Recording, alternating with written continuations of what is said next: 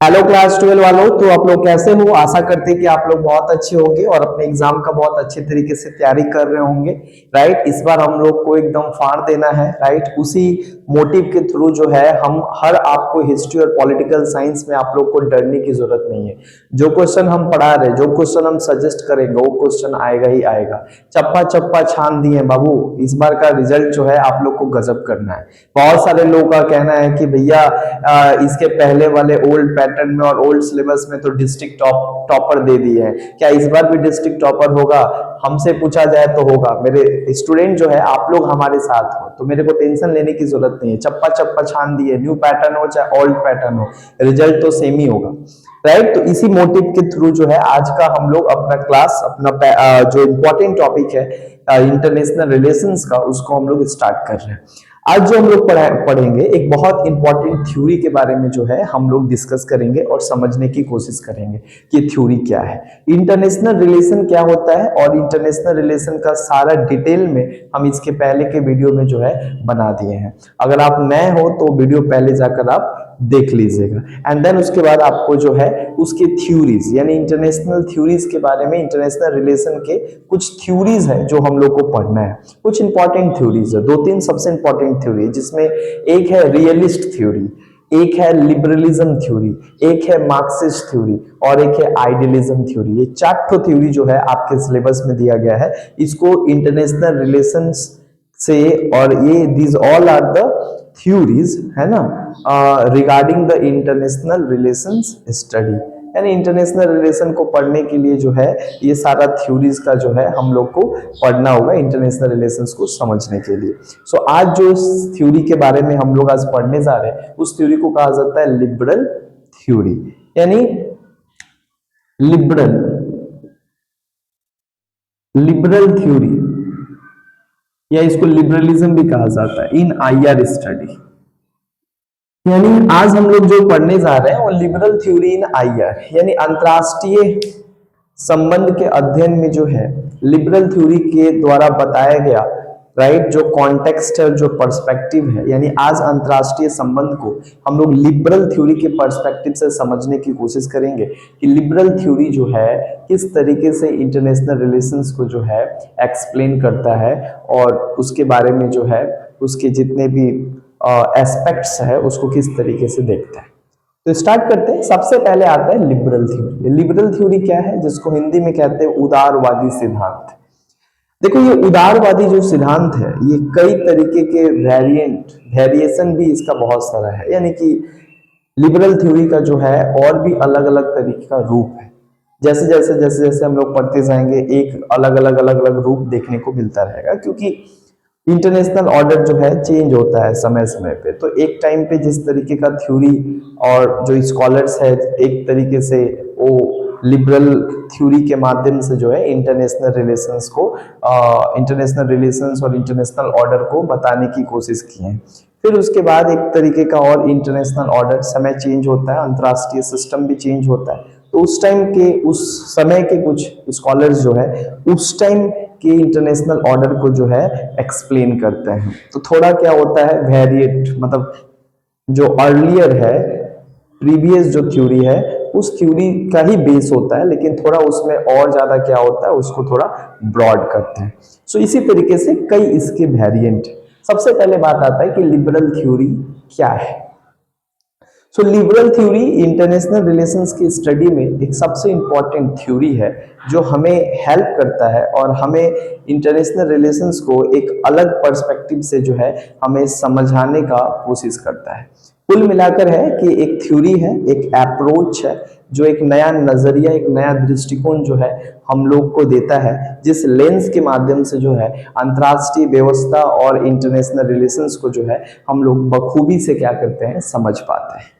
आगे बताया जाए तो इंटरनेशनल रिलेशंस के बहुत सारा थ्योरी है जो अलग अलग पर्सपेक्टिव, अलग अलग अप्रोच प्रोवाइड करता है उस सेम चीज को समझने के लिए।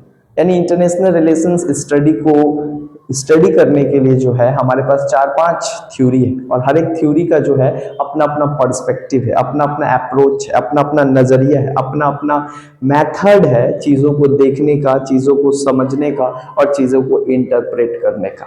तो आइए समझते हैं लिबरल थ्योरी है क्या। देखो भैया, लिबरल थ्योरी जो है ये बात करता है कि दो देश जो है, दो देशों के बीच शांति होना चाहिए, सुशासन होना चाहिए, कॉपरेशन होना चाहिए, यानी आपसे सहयोग होना चाहिए।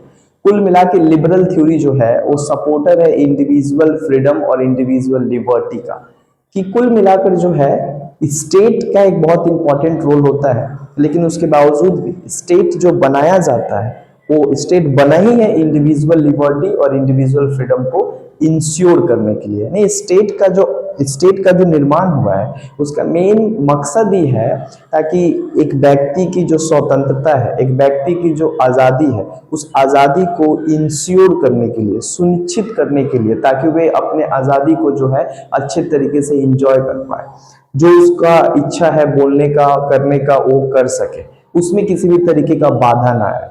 राइट, कोई दूसरा व्यक्ति या कोई इंस्टीट्यूशंस जो है उसको डरा कर धमका कर उसके आज़ादी को उससे ना छीने। इसके लिए ही जो है स्टेट का निर्माण हुआ है। जो स्टेट क्या करता है, प्रोटेक्शंस देता है लोगों को, उसकी इंडिविजुअल लिबर्टी और इंडिविजुअल फ्रीडम को क्या करता है, प्रोटेक्ट करता है दूसरे लोगों से और दूसरे इंस्टीट्यूशन से।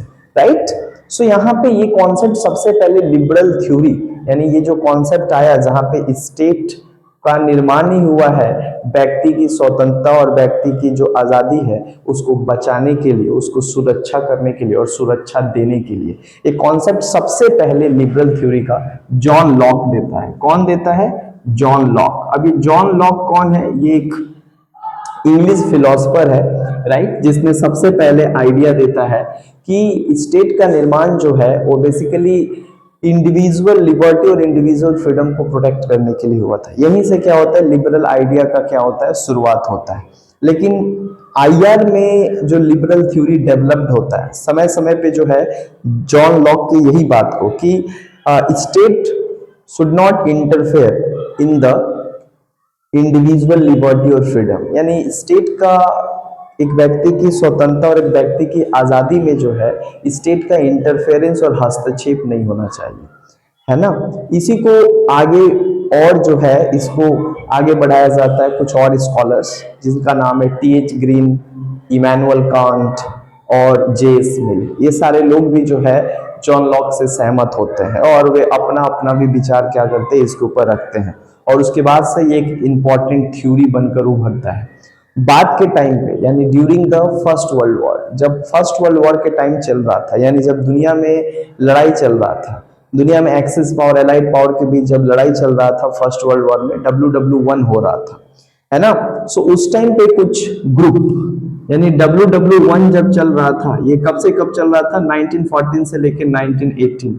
ठीक इसी बीच कुछ लिबरल स्कॉलर्स का जो है एक ग्रुप है, जो लिबरल स्कॉलर्स का उस समय का कहना था कि जो इंटरनेशनल ऑर्डर है, इस इंटरनेशनल ऑर्डर में जो है एनार्की आ गया है, और इस इंटरनेशनल एनार्की को कम किया जा सकता है अगर हम लोग क्या करें कि कॉपरेशन करें, यानी पीसफुली अगर क्या करें हम लोग कॉपरेट करें, एक देश दूसरे देश के साथ क्या करे, रिलेशन बनाए, एक देश दूसरे देश के बीच क्या करे, संबंधों को स्थापित करे। राइट, लिबरल थ्योरी का कोर कॉन्सेप्ट यही है कि म्यूचुअल कॉपरेशन सबसे इंपॉर्टेंट होता है। एक देश का दूसरे देश के बीच जितना ज्यादा सहयोग होगा, जितना ज्यादा उन लोगों के बीच कॉपरेशन होगा, उतना ज्यादा शांति आएगा डोमेस्टिक पॉलिटिक्स में भी और इंटरनेशनल पॉलिटिक्स में भी। यानी दुनिया में दो देश इसीलिए आपस में लड़ाई कर रहे हैं क्योंकि वो दोनों देश में किसी भी तरीके का कोई कॉपरेशन नहीं है। राइट, दोनों देश एक दूसरे से बात करना तक नहीं चाहते हैं, दोनों देश एक दूसरे से किसी प्लेटफॉर्म पे बैठकर जो है नेगोशिएट करना नहीं चाहते हैं, जिसके कारण क्या होता है उनके बीच हेटरनेस बढ़ता है, और यही हेटरनेस जो है वो वॉर का कारण बनता है, कॉन्फ्लिक्ट का कारण बनता है, कोहेशन का कारण बनता है, और जिसके कारण पूरे दुनिया में एनार्की सिस्टम स्टार्ट हो गया, यानी पूरी दुनिया में अराजकतावादी चीजें फैल रही हैं, जिसके कारण हिंसा, जिसके कारण युद्ध, जिसके कारण सब कुछ हो रहा है, जिससे पूरे मानव सभ्यता का क्या हो रहा है, नुकसान हो रहा है। यानी इंटरनेशनल रिलेशंस को अगर ठीक ठाक तरीके से देखा जाए तो उसमें एनार्की को खत्म करने का एक ही तरीका है, सभी देशों का एक दूसरे देशों के साथ कोऑपरेट करना, कोऑपरेट करके चलना। कोऑपरेशन से क्या आता है, शांति। जब तक शांति नहीं आएगा तब तक प्रॉस्पेरिटी नहीं होगा। हर एक देश चाहता है उसके लोग स्वतंत्र है। जब युद्ध होता है तो लोगों की स्वतंत्रता खत्म हो जाती है, यहाँ तक कि लोगों की आजादी खत्म हो जाती है। लोगों की आजादी ही नहीं बल्कि लोगों को घर से निकलना बंद हो जाता है, और साथ ही साथ जब युद्ध होता है तो आम सिविलियन मारे जाते हैं जिसमें उनका कोई दोस्त नहीं होता है। तो ये जो वॉर है, इस वॉर से किसी का फायदा नहीं होता है। नो वन इज विनर और लूजर, है ना। हर एक देश का क्या होता है, नुकसान होता है, किसी का ज्यादा होता है, किसी का कम होता है। इसलिए लिबरल थ्योरी का कहना है कि क्यों ना हम लोग आपस में बातचीत करके समस्याओं को सुलझा ले। जो कुछ भी क्या है, विवाद है, जो कुछ भी कॉन्फ्लिक्ट है, जो भी मैटर्स है, उसको हम लोग बैठ के एक साथ कॉफी और टी पी के जो है उसको सुलझाया जा सकता है शांति तरीके से, यानी पीसफुली मेथड से भी किया जा सकता है। यहाँ पे इसका कहना था कि स्टेट कभी वॉयलेंस क्रिएट करना ही नहीं चाहता। स्टेट तो बेसिकली वो प्रोटेक्टर है। स्टेट तो एक इंडिविजुअल लिबर्टी और इंडिविजुअल फ्रीडम को जो है इंश्योर करवाना चाहता है। तो फिर ये एनार्की क्यों हो रहा है, फिर ये दुनिया में युद्ध क्यों हो रहा है? तो वो बोल रहा है दुनिया में युद्ध होने के पीछे एक सबसे बड़ा कारण है कि हर एक स्टेट जो है अपने पावर को बढ़ाना में लगा हुआ है, क्योंकि हर एक स्टेट को ऐसा लगता है कि पावर को बढ़ाने से ही सिक्योरिटी और स्टेबिलिटी और पीस आएगा।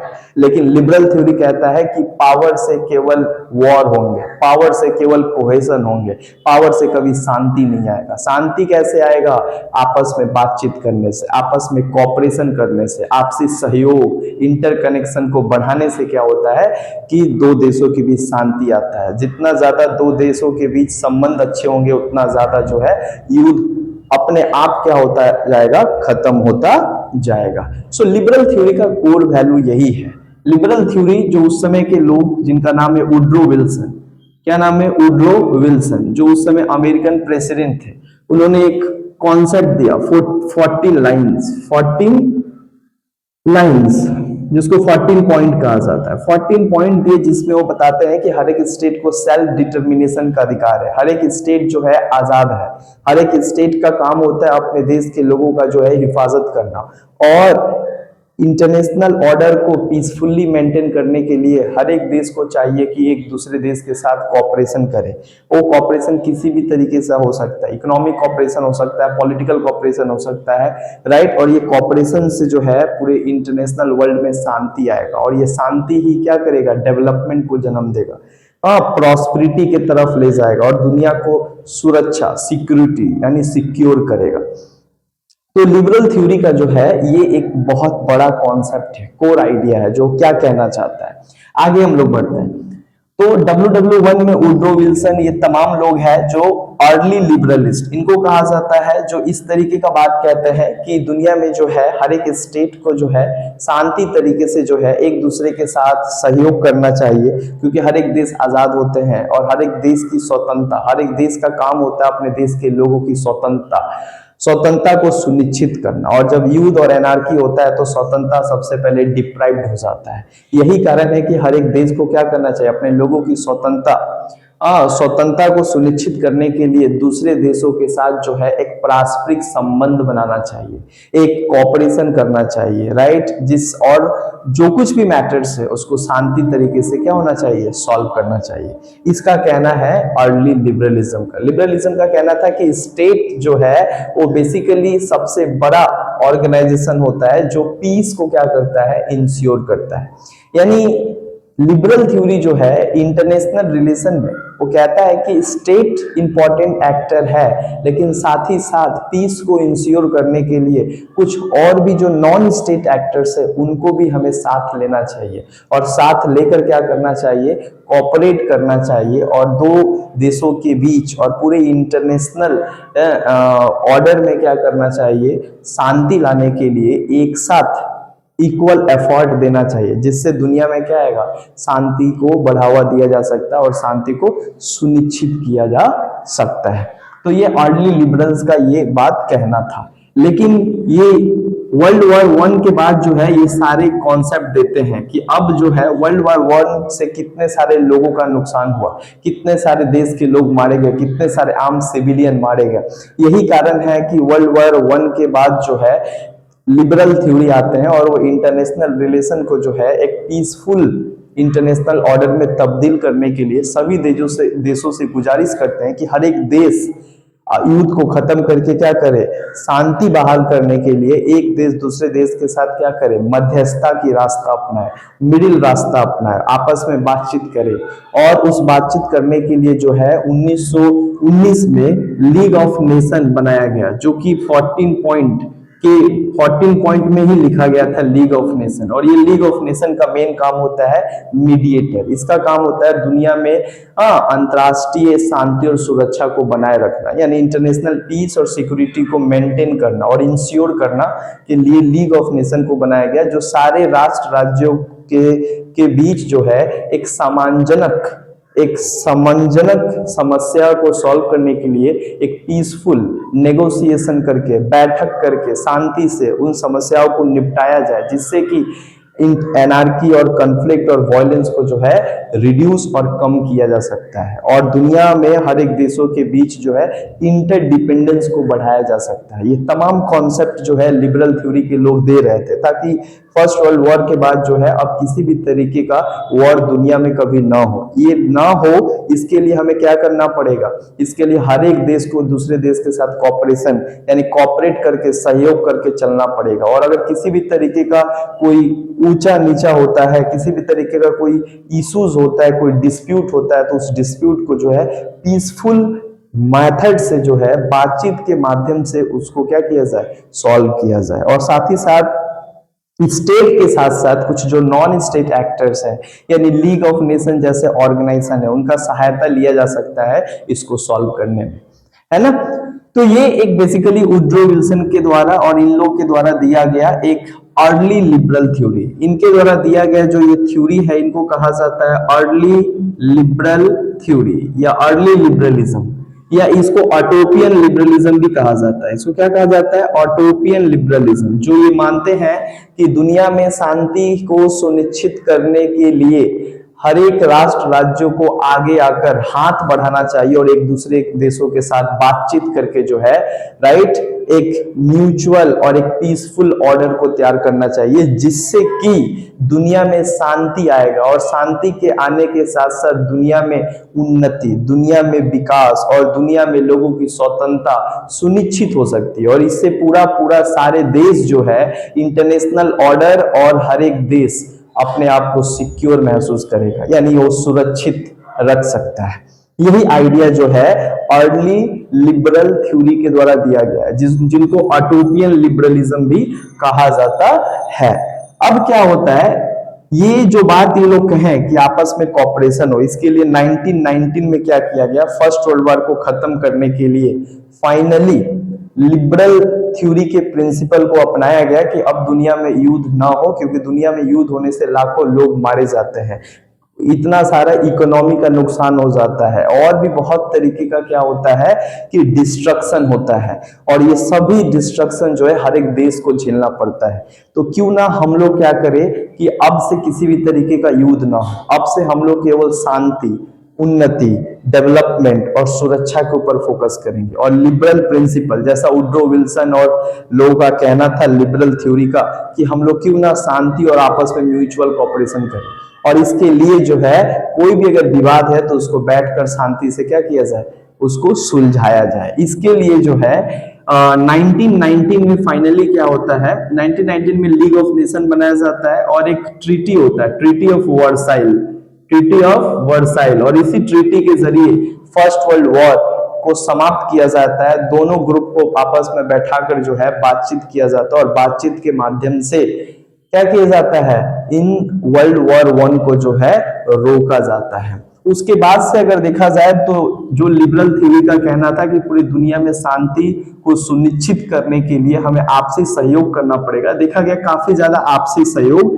बढ़ता है। 1919 से लेके 1939 तक का जो 20 साल था, ये अर्ली लिबरल थ्योरी का फेज था, जहां पे देखा गया कि जो अर्ली लिबरल थ्योरीज और जो थ्योरी दिए थे म्यूचुअल कॉपरेशन का, पीसफुल रिजोल्यूशन का, यानी पीसफुल तरीके से समस्याओं और विवादों को सॉल्व करने का, ये सब कुछ देखा जा रहा था कि अच्छा तरीके से काम कर रहा था। यानी जो लिबरल थ्योरी के द्वारा दिया गया जो सिद्धांत था और दिया गया जो मेथड था, जिससे दुनिया को शांति, उन्नति, प्रॉस्पेरिटी, सुरक्षा, राइट, और देश के लोगों की स्वतंत्रता और व्यक्तिगत स्वतंत्रता को सुरक्षित और सुनिश्चित किया जा सके।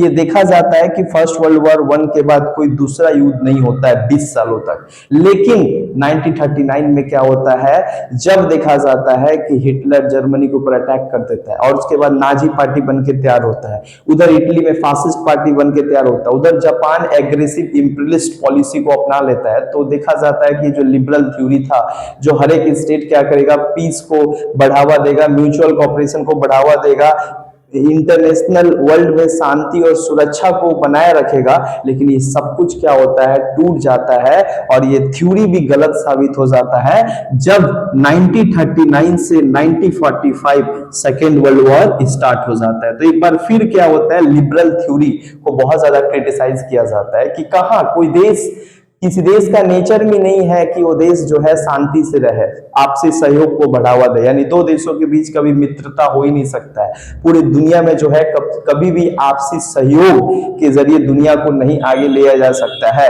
ये स्टेट का नेचर होता है कि वो पावर को इंजॉय करने के लिए और अपने आप को सुपीरियर साबित करने के लिए दुनिया में, और इंटरनेशनल ऑर्डर को, इंटरनेशनल सिस्टम में अपने आप को स्टेबल रखने के लिए, सिक्योर रखने के लिए वो एक देश, एक ताकतवर देश दूसरे देश के ऊपर अटैक करता है।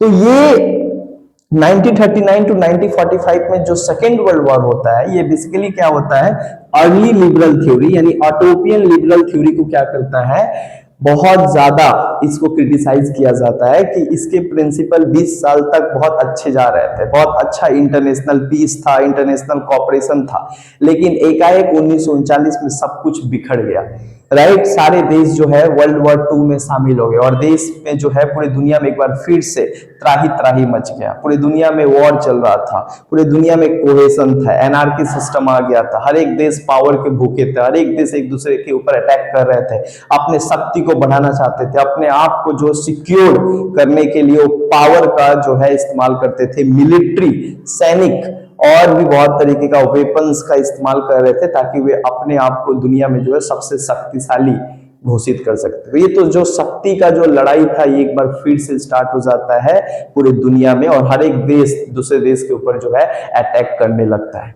उसके बाद क्या होता है, जैसे ये वर्ल्ड वॉर खत्म होता है तो कुछ लिबरल्स के ग्रुप आते हैं जो एक बार फिर से नया डायमेंशंस और नए तरीके से क्या करते हैं, पूरे इंटरनेशनल ऑर्डर को स्टडी करते हैं और एक थ्योरी देते हैं। इस थ्योरी को कहा जाता है, इस थ्योरी को भी कहा जाता है कॉन्टेम्पररी लिबरलिज्म। इस थ्योरी को कहा जाता है वेलफेयर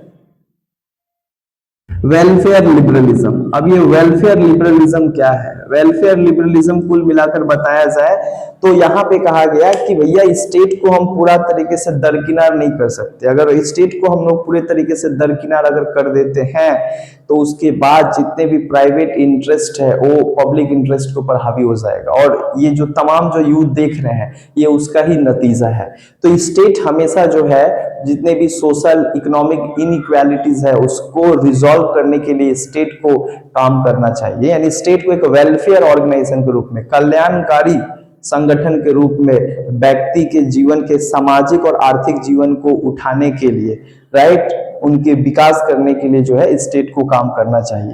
अब ये जो लिबरलिज्म आता है after the second world war, ये बहुत अलग था अर्ली लिबरलिज्म से। अर्ली लिबरलिज्म का ही बेस था लेकिन इसको बहुत अच्छे तरीके से जो है इसको डिजाइन किया गया था और ये थ्योरी को दिया गया था। ये थ्योरी को, ये जो वेलफेयर लिबरलिज्म जो थ्योरी था, ये थ्योरी बेसिकली 4 तरीके का इसमें बातों को जो है समेटा गया था। यानी टोटल देखा जाए तो 4 तरीके का यहाँ पे 4 फैक्टर्स को जो है यहाँ पे दिया गया था कि इन इंटरनेशनल रिलेशंस को अर्ली लिबरलिज्म यानी जो ऑटोपियन लिबरलिज्म है वो ठीक ठाक तरीके से स्टडी नहीं कर पाया था, क्योंकि इंटरनेशनल ऑर्डर में केवल जो स्टेट है, स्टेट केवल सब कुछ जो है पीस और सिक्योरिटी को जो है इंश्योर नहीं कर सकता है, कुछ और भी फैक्टर्स चाहिए जिसके द्वारा जो है दुनिया में शांति और दुनिया में म्यूचुअल कॉपरेशन को इंश्योर किया जा सकता है। और इसके लिए चार ठो यहाँ पे अर्ली लिबरलिज्म के बाद जो पोस्ट लिबरलिज्म आता है, इसको कहा जाता है पोस्ट लिबरल थ्योरी। ये जो पोस्ट लिबरल थ्योरी आता है जो सेकेंड वर्ल्ड वॉर होने के बाद, इसमें चार चीज बात किया जाता है। एक बात किया जाता है सोशियोलॉजिकल लिबरलिज्म, सोशियोलॉजिकल लिबरलिज्म। एक को कहा जाता है इंटरडिपेंडेंस, इंटरडिपेंडेंस लिबरलिज्म। एक को कहा जाता है इंस्टीट्यूशनल लिबरलिज्म, इंस्टीट्यूशनल लिबरलिज्म। और एक को कहा जाता है रिपब्लिक या डेमोक्रेटिक लिबरलिज्म। तो ये चार चीजों को जो है इसमें ऐड किया जाता है, राइट। जो पोस्ट लिबरलिज्म जो थ्योरी तैयार होता है उसमें बड़ा ही ब्रॉडर तरीके से और बहुत ही अच्छे तरीके से एनालिसिस करके इस लिबरलिज्म में चार नया चीज जोड़ा जाता है। सबसे पहले कहा जाता है कि केवल जो इंटरनेशनल रिलेशन है, it is not only the study and it is not only the study relationship between two state, यानी अंतरराष्ट्रीय जो संबंध है, अंतरराष्ट्रीय संबंध जो है वो केवल दो देशों के बीच के इंटरेक्शंस को स्टडी नहीं करता है। यानी international relations is not only study the relationship between the two state and it is not the study of the relations among two nation state, यानी दो या दो से अधिक राष्ट्रों के केवल स्टेट का अध्ययन नहीं है। केवल नेशन स्टेट का अध्ययन को ही इंटरनेशनल रिलेशन नहीं कहा जा सकता है ना, क्योंकि स्टेट तो पीपल से बना है, स्टेट तो इंडिविजुअल से बना है, लोगों से बना है। लोगों पहले लोग मिलकर क्या करते हैं, समाज बनाते हैं। समाज में जो है बहुत सारा ग्रुप्स होता है जो लोगों के लिए काम करता है, तो बहुत सारा इंडिविजुअल ग्रुप्स एंड देन उसके बाद क्या होता है कि स्टेट का निर्माण होता है। तो केवल इंटरनेशनल रिलेशन केवल दो राज्यों के बीच का अध्ययन तक सीमित नहीं है, बल्कि और भी बहुत सारे फैक्टर्स हैं जहां इंटरनेशनल रिलेशंस जो है उसको स्टडी कहा जाता है। यानी फॉर्मल स्टडी नेशन स्टेट का ही होता है, यानी अंतरराष्ट्रीय जो संबंध है ये दो या दो से अधिक राज्यों के संबंधों का अध्ययन करता है, लेकिन केवल दो या दो से अधिक राज्यों के संबंधों का नहीं अध्ययन करता है, बल्कि दो या दो देशों के व्यक्ति का अध्ययन करता है। दो या दो देशों के जो सोसाइटी है, सोशल एस्पेक्ट है, उसका भी क्या करता है, स्टडी करता है। और केवल सोशल एस्पेक्ट नहीं है, जिस सोसाइटी में जो ग्रुप्स हैं उस ग्रुप्स का भी जो है क्या करता है, स्टडी करता है। तो यहां पे कहा जाता है इसको सोशियोलॉजिकल लिबरलिज्म। सोशियोलॉजिकल लिबरलिज्म कहता है कि international relation is not only the study among the nation state but also it is the study of the social aspect between the to nation state, यानी दो या दो से अधिक राज्यों के समाज का भी स्टडी होता है इंटरनेशनल रिलेशन के अंतर्गत। केवल दो देशों के नहीं बल्कि दो देशों के जो समाज है, जो सोसाइटी है, traditional society, western society, social structure, उसको भी जो है हम लोग स्टडी करते हैं इंटरनेशनल रिलेशन में, तब जाके इंटरनेशनल रिलेशन को सही तरीके से प्रिडिक्ट कर सकते हैं। दूसरा, सोशियोलॉजिकल में यहाँ पे तीन चीज को इंपॉर्टेंस दिया जाता है। एक यहाँ पे इंपॉर्टेंस दिया जाता है इंडिविजुअल, उसके बाद यहाँ पे इंपॉर्टेंस दिया जाता है सोसाइटी, और उसके बाद इंपॉर्टेंस दिया जाता है ग्रुप। यानी कि इंटरनेशनल रिलेशन सोशियोलॉजिकल लिबरलिज्म के अंतर्गत जो इंटरनेशनल रिलेशंस है वो व्यक्ति के बारे में स्टडी करता है, सोसाइटी के बारे में स्टडी करता है, दो देशों के ग्रुप के बारे में स्टडी करता है। सो सोशियोलॉजिकल लिबरलिज्म एक थ्योरी है, sociological liberalism theory believe that international relations is the study of not only the study among the relationship between two state, यानी दो या दो से अधिक राज्यों के बीच का ही अध्ययन नहीं है, बल्कि दो या दो से अधिक राज्यों के समाज का अध्ययन है, व्यक्ति का अध्ययन है, और उनके समाज में जो ग्रुप है, जो संगठन है, राइट, उनका भी जो है स्टडी है। तो यहाँ पे थोड़ा लिबरलिज्म को सोशल एस्पेक्ट्स और सोशल सोसाइटी से जो है जोड़ दिया गया, राइट। तो इसको कहा जाता है सोशियोलॉजिकल लिबरलिज्म।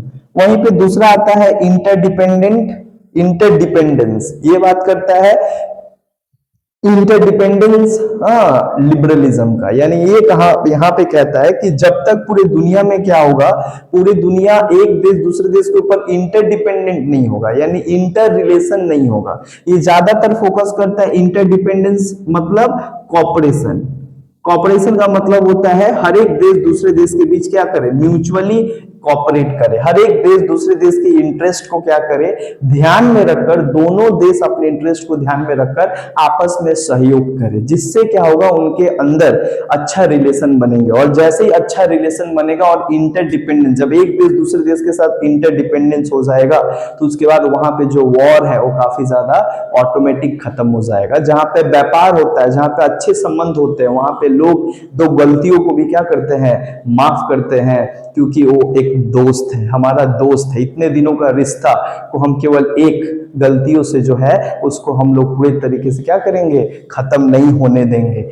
ये कॉन्सेप्ट था किसका, इंटरडिपेंडेंस लिबरलिज्म का। यानी जो लिबरल इंटरडिपेंडेंस है, यानी वो मानते हैं कि एक स्टेट का दूसरे स्टेट के बीच जो है अच्छा म्यूचुअल कोऑपरेशन होना चाहिए, जिससे एक देश दूसरे देश के ऊपर डिपेंडेंट हो, दूसरा देश उसके देश के ऊपर इंडिपेंडेंस हो, यानी इंटरडिपेंडेंस हो। इस तरीके से पूरा दुनिया क्या हो, वर्ल्ड इंटरडिपेंडेंस का बात करता था, इंटरनेशनल इंटरडिपेंडेंस का बात करता था। यानी at the international level every state must interdependent on the another state और थ्रू द म्यूचुअल कॉपरेशन, आपस में व्यापार करके, आपस में ट्रेड करके, आपस में बैठक करके, जिससे कि किसी भी तरीके का एनार्की ना हो पाए, एनार्की को कम कर सकते हैं और आपस में पीसफुल बैठक करके जो है हम समस्याओं को पीसफुली नेगोशिएशन के माध्यम से, बात विचार करके माध्यम से सॉल्व कर सकते हैं। राइट, ये तभी हो सकता है जब एक देश दूसरे देश के साथ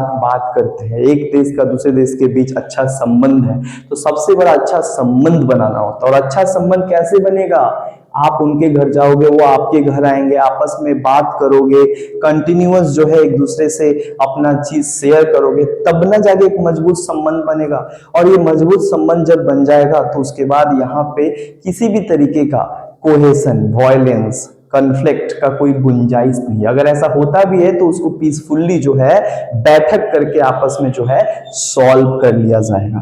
तो ये कॉपरेशन का बात करता है, ये पीसफुल मेथड का बात करता है, cooperation, peaceful method, economic development का बात करता है, आपस में आर्थिक विकास करे, सहयोग करे, सहयोग करने का भी बात करता है, इंटरकनेक्शन का बात करता है ना। अब आते हैं इंस्टीट्यूशनल लिबरलिज्म। इंस्टीट्यूशनल लिबरलिज्म कहता है कि केवल स्टेट का बस का बात नहीं है कि वो दुनिया और इंटरनेशनल ऑर्डर में जो है शांति बना सके, यानी पीस और सिक्योरिटी को केवल स्टेट नहीं इंश्योर कर सकता है। हमें क्या करना पड़ेगा, कुछ इंस्टीट्यूशनल जो इंटरनेशनल इंस्टीट्यूशंस है उनको भी इस काम में स्टेट को क्या करना पड़ेगा, लेना पड़ेगा, ताकि जाकर वो शांति को अच्छे से इंश्योर कर सके। यानी institutions has played a very significant role in maintaining peace and security in the international order. यानी अंतरराष्ट्रीय स्तर पे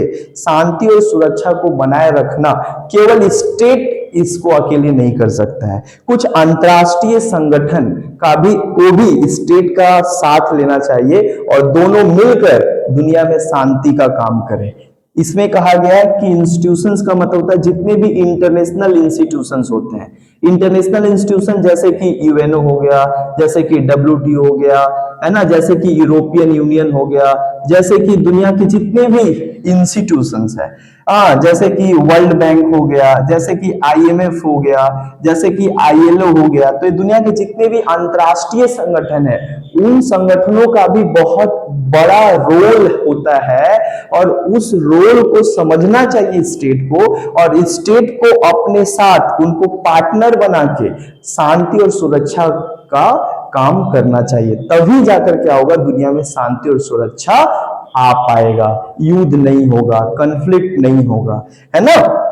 उसके बाद बात किया गया रिपब्लिक डेमोक्रेटिक, यानी रिपब्लिक लिबरलिज्म। रिपब्लिक लिबरलिज्म का मतलब होता है अगर हर एक देश डेमोक्रेटिक तरीके से काम करे, यानी हर एक देश में डेमोक्रेसी आ जाए, right. Democracy is a form of government, और हर देश अगर डेमोक्रेटिक इथोस पे काम करना स्टार्ट करे, यानी डेमोक्रेटिक तरीके से क्या करे, वो काम करना स्टार्ट करे, तो ऑटोमेटिक दुनिया में शांति आ जाएगा, सुरक्षा आ जाएगा, उन्नति आ जाएगा, आपसी सहयोग आ जाएगा, क्योंकि डेमोक्रेसी में ये सब कुछ होता है। डेमोक्रेसी में जहां पे लोग का पार्टिसिपेशन होता है, बातचीत के माध्यम से हर चीज को हल किया जाता है, उसमें वॉर को अवॉइड किया जाता है, लोग वहां पे पीसफुल मेथड के जरिए हर चीज का क्या होता है, रिजोल्यूशन होता है। जैसे हमारे पार्लियामेंट में बातचीत के माध्यम से क्या होता है, आप अपने बातों को रखते हो, ये नहीं कि आग लगा देना, ये नहीं कि कुछ दंगा फसाद कर देना अपने बात को मनवाने के लिए, नहीं, आपका संसद है, आप अपना वहां पे बात रखो पीसफुल मेथड से, और सरकार को भी पीसफुल मेथड से सुनना पड़ेगा। यानी एक डेमोक्रेटिक प्रिंसिपल, यानी जो देश डेमोक्रेसी है, जिस देश में डेमोक्रेसी, वहां पे रूल ऑफ लॉ, वहां पे पीस, वहां पे सिक्योरिटी, वहां पे मतलब क्या बोलेंगे, mutual cooperation, peaceful order automatic होता है। तो कहा गया कि हर एक देश में तभी शांति आएगा जब हर देश डेमोक्रेटिक प्रिंसिपल के अनुसार काम करना स्टार्ट करेगा, क्योंकि डेमोक्रेटिक प्रिंसिपल अल्टीमेटली पीस का बात करता है, प्रॉस्पेरिटी का बात करता है, म्यूचुअल कॉपरेशन का बात करता है, वॉर को अवॉइड करता है ना, वायलेंस को अवॉइड करता है ना। सो इन चार तरीकों से जो है वेलफेयर लिबरलिज्म का कॉन्सेप्ट आता है, जो क्या करता है, स्टेट एक इंपॉर्टेंट प्लेयर है इंटरनेशनल रिलेशन में, लेकिन केवल इंपॉर्टेंट प्लेयर नहीं है स्टेट, केवल स्टेट से शांति नहीं आएगा, कुछ नॉन स्टेट एक्टर यानी इंटरनेशनल इंस्टीट्यूशंस का भी क्या करना पड़ेगा, रोल है शांति को सुनिश्चित करने में। यानी यहां पे स्टेट के साथ साथ जो है, जो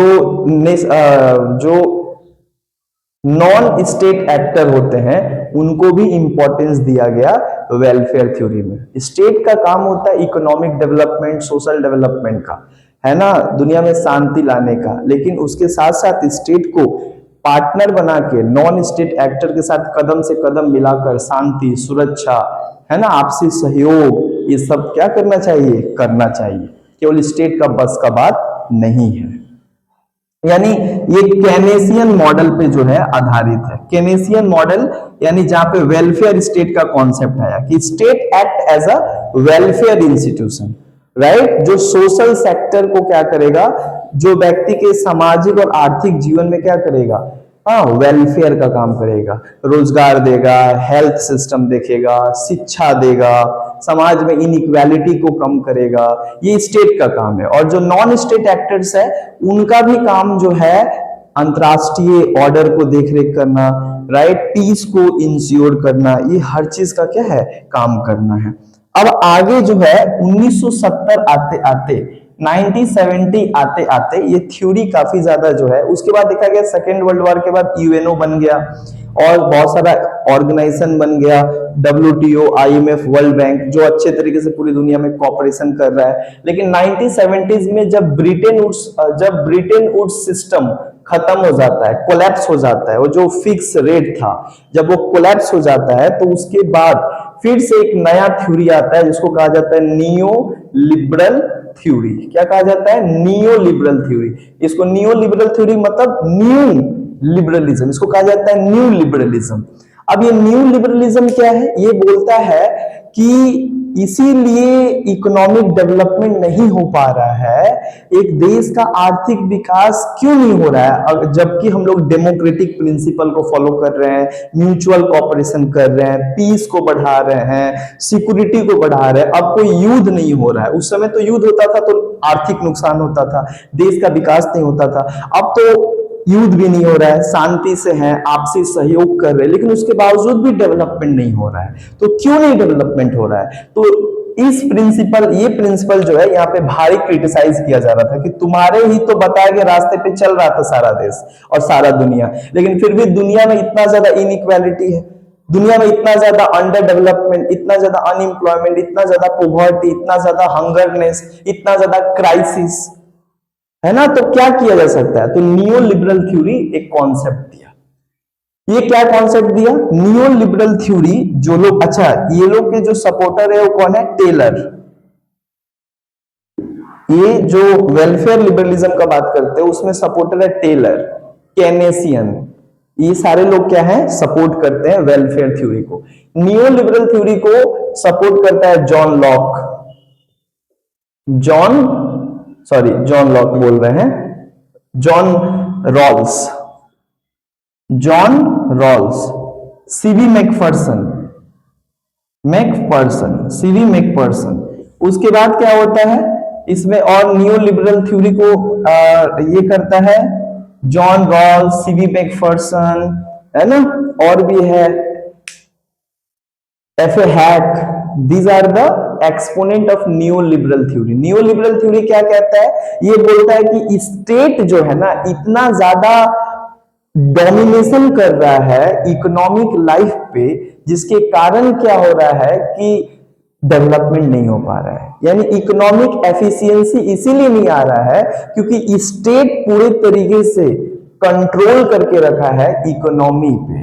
यही कारण, इकोनॉमी यानी मार्केट के ऊपर स्टेट का कंट्रोल है। यही कारण है कि मार्केट फ्री तरीके से जो है अपने इच्छा और स्वतंत्र तरीके से काम नहीं कर पा रहा है, और यही सबसे बड़ा रीजन है इकोनॉमिक क्राइसिस का। यही सबसे बड़ा रीजन है कि मार्केट अच्छा तरीके से काम नहीं कर पा रहा है, क्योंकि इनएफिशिएंट हो गया है, और इनएफिशिएंट बनाने में सबसे बड़ा रोल है स्टेट का डोमिनेशन और स्टेट का कंट्रोल, यानी स्टेट कंट्रोल इकोनॉमी। ठीक है, स्टेट कंट्रोल। सो यहां पे बोला गया कि स्टेट कंट्रोल इकोनॉमी होने के कारण, यानी स्टेट का पूरा मार्केट और इकोनॉमी पे कंट्रोल और नियंत्रण हो जाने के कारण ही क्या है, हमारा मार्केट पूरे तरीके से इनएफिशिएंट हो गया है। हमारे जो एंटरप्राइज थे यानी जो प्रोड्यूसर्स थे, राइट, वो पूरे तरीके से क्या हो गए हैं, यानी उनका स्किल वो अच्छे से इस्तेमाल नहीं कर पा रहे हैं क्योंकि स्टेट का पूरा कंट्रोल है। यानी स्टेट को क्या करो, रोल बैक करो, यानी स्टेट का जो पावर है, डोमिनेशन है, उसको पूरे तरीके से क्या करो, नील कर दो, खत्म कर दो, है ना, और मार्केट को पूरे तरीके से आजाद कर दो। यानी यहाँ पे बात क्या किया गया, यहाँ पे दो बात किया गया, नियो लिबरल में दो बात किया गया। एक बात किया गया मिनिमल स्टेट, यानी स्टेट का जो रोल है एकदम कम कर दो, मिनिमम कर दो। किससे मिनिमम कर दो, इकोनॉमिक से, यानी इकोनॉमिक लाइफ में जो स्टेट का जो इंटरफेरेंस है उस इंटरफेरेंस को पूरे तरीके से समाप्त कर दो। स्टेट जितना ज्यादा इंटरफेयर करेगा इकोनॉमिक लाइफ में उतना ज्यादा मार्केट को नुकसान हो, उतना ज्यादा इनएफिशिएंट हो जाएगा मार्केट, उतना ज्यादा हमारे जो प्रोड्यूसर्स है उनका स्किल, उनका लिबर्टी, उनका टैलेंट, उनका सब कुछ क्या हो जाएगा, बेकार हो जा रहा है। यही कारण है कि पूरी दुनिया में इकोनॉमिक क्राइसिस आ गया है स्टेट के कारण। तो स्टेट को कहा गया कि स्टेट के रोल को क्या करो, सीमित कर दो, लिमिटेड कर दो। ये मिनिमल स्टेट का कॉन्सेप्ट दिया रॉबर्ट नॉजिक। कौन दिया, रॉबर्ट नॉजिक। उसके बाद यहाँ पे कॉन्सेप्ट दिया गया लेसेस फेयर। लेसेस फेयर का मतलब क्या होता है, फ्री ट्रेड। लेसेस फेयर का मतलब क्या होता है, फ्री ट्रेड, यानी फ्री ट्रेड को बढ़ावा दो, एक ऐसा ट्रेड को बढ़ावा दो, ट्रेड बियॉन्ड द बॉर्डर, यानी एक जो राष्ट्र है, राष्ट्र राज्यों के बॉर्डर रहेगा लेकिन बॉर्डर इररिलेवेंट रहेगा, यानी व्यापार पूरे दुनिया में फैलाया जाए, कोई इंटरफेयर नहीं करेगा। State has no interference over the economy, over the trade, over the market. State का किसी भी तरीके से कोई नियंत्रण नहीं रहेगा मार्केट के ऊपर, किसी भी तरीके से कोई नियंत्रण नहीं रहेगा गुड्स के ऊपर, लेबर के ऊपर, कैपिटल के ऊपर। तभी जाकर क्या होगा, फ्री फ्लो ऑफ कैपिटल जितना होगा, फ्री मूवमेंट ऑफ कैपिटल जितना होगा, यानी दुनिया में जितना ज्यादा व्यापार होगा, जितना खुलापन तरीके से व्यापार होगा, जितना बिना रोक टोक के व्यापार होगा, उतना ज्यादा क्या होगा, इकोनॉमिक डेवलपमेंट होगा, उतना ज्यादा इकोनॉमी का क्या होगा, विकास होगा, राइट। तो ये यहां पे कहा गया फ्री ट्रेड, और ये फ्री ट्रेड तभी हो पाएगा जब स्टेट के रोल को पूरे तरीके से क्या किया जाएगा, कम कर दिया जाएगा। यानी वेलफेयर स्टेट के कॉन्सेप्ट को यहां पे क्या किया गया, मतलब रिजेक्ट कर दिया गया, और कहा गया कि अब स्टेट को कोई जरूरत नहीं, स्टेट का काम है लॉ एंड ऑर्डर संभालना, मार्केट, इकोनॉमी, ये सब जो है मार्केट खुद ही संभाल लेगा। Market is enough capable to handle this matters, state has no need to interfere in this matter. State का कोई रोल नहीं है इसमें क्या करने के लिए, इन्वॉल्व करने के लिए। सो यहाँ पे ये तमाम बात कहा गया, एक बात किया गया मिनिमल स्टेट का, एक बात किया गया फ्री ट्रेड का, और साथ ही साथ यहां बोला गया फ्री ट्रेड को कौन बढ़ाएगा। फ्री ट्रेड जो है ये तभी बढ़ा जब ग्लोबलाइजेशन आया। हालांकि क्या हुआ ना, 1970 में ब्रिटेन वुड्स कॉन्फ्रेंस यानी ब्रिटेन वुड्स सिस्टम कोलैप्स हो गया। ठीक 1970s और 1980s में एक नया कॉन्सेप्ट आता है दुनिया में, ग्लोबलाइजेशन। और ग्लोबलाइजेशन क्या करता है, पूरे बॉर्डर को खत्म कर देता है। ये बोलता है इंटरकनेक्टेड वर्ल्ड बनाओ, एक ऐसा दुनिया बनाओ जहां पे आसानी से जो है व्यापार किया जा सके, एक देश के लोग दूसरे देश में, एक देश दूसरे देश से आसानी से व्यापार कर सके। इसके लिए जो है एक आसानी से व्यापार कर सके, इसके लिए हमें एक फ्री ट्रेड को बढ़ावा देना पड़ेगा। और फ्री ट्रेड का मतलब होता है कि स्टेट का कंट्रोल अपने ही देश के मार्केट के ऊपर नहीं रहेगा, राइट। और स्टेट क्या करेगा, ऑलरेडी मार्केट को सिक्योरिटी देगा ताकि मार्केट में कोई फ्रॉड नहीं ना हो रहा है, देखरेख करेगा। इससे देश का इकोनॉमी का क्या होगा, डेवलपमेंट होगा, और इससे ऑटोमेटिक पीस आ जाएगा। जितना विकास होगा, जितना डेवलपमेंट होगा, उतना ज्यादा पीस आएगा। पीस, प्रॉस्पेरिटी, डेवलपमेंट आ रहा है। और देखो यही जो कहा 1991 में क्या होता है, सोवियत रसिया, यानी ये जो सोवियत रसिया है, रूस है, यूएसएसआर है, ये पूरे तरीके से क्या होता है, कोलैप्स हो जाता है, डिसइंटीग्रेशन होता है, 15 भागों में बढ़ जाता है। ये स्टेट कंट्रोल इकोनॉमी था, यानी स्टेट का पूरा पूरा कंट्रोल मार्केट पे था, गुड्स पे था। यही कारण है कि उसका आर्थिक विकास नहीं हो पाया। यही कारण है कि उसके देश में सबसे ज्यादा पॉवर्टी, अनएम्प्लॉयमेंट आने लगा। यही कारण है कि रशिया जैसा देश जो शक्तिशाली देश था, वो कोल्ड वॉर में जो है अपने आप को पीछे कर लिया। क्यों? क्योंकि वो पूरे तरीके से स्टेट कंट्रोल था, है ना। और अमेरिका, ब्रिटेन, ये क्या करने लगे, मार्केट इकोनॉमी, फ्री ट्रेड करने लगे, पूरी दुनिया में व्यापार करने लगे, है ना। फ्री तरीके से लिबरल इकोनॉमी बन गया।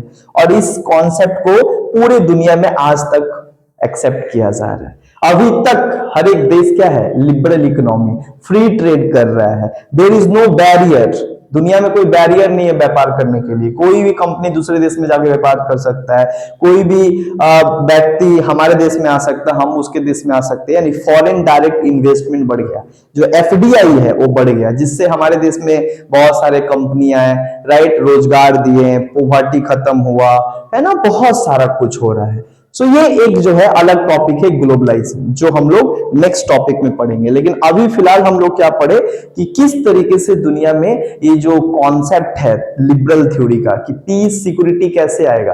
तो बोला भैया देश को कॉपरेशन से आएगा। जितना ज्यादा ट्रेड होगा, जितना व्यापार होगा, जितना पैसा आएगा, उतना देश में क्या आएगा, शांति आएगा, उतना देश में सुरक्षा आएगा, है ना। पैसा से आता है पावर। तो ये एक कॉन्सेप्ट यहां पे आया। नेक्स्ट क्लास हम लोग मिलते हैं एक नया टॉपिक ग्लोबलाइजेशन, राइट। तब तक जो है आप लोग इसको अच्छे से याद करो, ये एग्जाम में आने वाला है। Thank you.